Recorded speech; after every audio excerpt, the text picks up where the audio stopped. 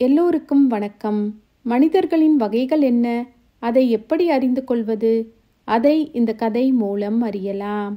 ஒரு ஆசிரமத்தில் ஒரு குருவும் பல சிஷ்யர்களும் இருந்தார்கள்.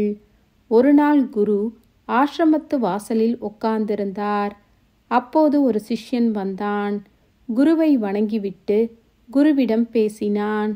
மனிதர்கள் ஒவ்வொருவரும் ஒவ்வொரு மாதிரி இருக்கிறார்கள். யார் எப்படி என்று வகைப்படுத்துவது பெரும் பாடாக இருக்கிறது. இந்த கேள்விக்கு எனக்கு ஒரு தெளிவு கிடைக்க வேண்டும் என்று வேண்டினான். அதற்கு குரு அவனை தன் அருகே அழைத்தார். பக்கத்தில் உட்கார வைத்தார். பிறகு கூறினார், உனது சலிப்புக்கான காரணம் எனக்கு தெரியவில்லை. இருந்தாலும் உன் கேள்விக்கு நான் பதில் கூறுகிறேன் என்று சொல்ல ஆரம்பித்தார்.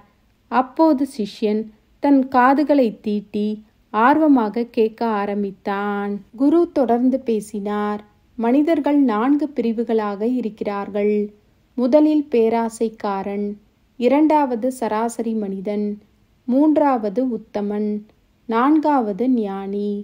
பேராசைக்காரன் என்பவன் என்னுடையது என்னுடையது என்றும் உன்னுடையது என்னுடையது என்பான்.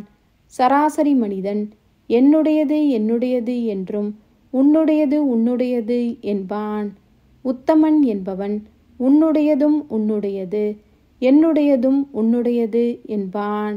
ஞானி என்பவன் உன்னுடையது என்பது எதுவும் கிடையாது, என்னுடையது என்பது எதுவும் கிடையாது, எல்லாமே இறைவனுடையது என்பான்.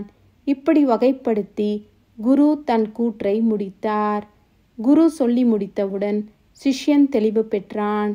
குருவிற்கு நன்றி சொல்லிவிட்டு அங்கிருந்து புறப்பட்டான். இந்த கதை மூலம் நாம் என்ன அறியலாம்?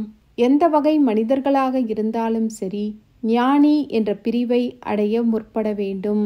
அதற்கு பகவானின் அனுக்கிரகம் வேண்டும்.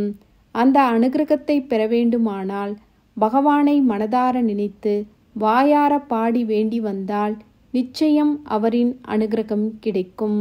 சாந்தாகாரம் புஜகசயனம் பத்மநாபம் சுரேஷம் விஸ்வாதாரம் ககனசதுர்ஷம் மேகவர்ணம் சுபாங்கம் லக்ஷ்மீகாந்தம் கமலநயனம் யோகிகிருத்யானகம்யம்